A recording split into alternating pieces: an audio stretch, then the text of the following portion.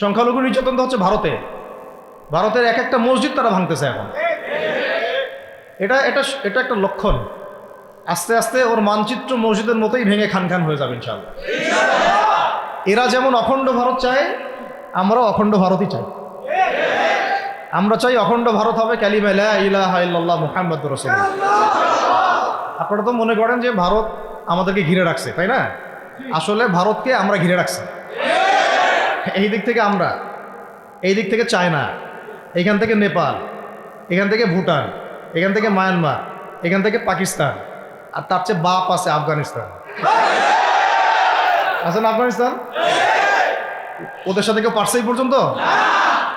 আফগানের ভাইরা নিজেদেরকে গড়ে নিচ্ছে, এখন গোছাচ্ছে। এই বাংলাদেশকে যদি আমরা একটা মদিনা রাষ্ট্র বানাতে পারি, ইনশাল্লাহ কালকে গাজওয়াতুল হিন্দ হবে ইনশাল্লাহ। ওটার জন্য রেডি আমরা ইনশাল্লাহ।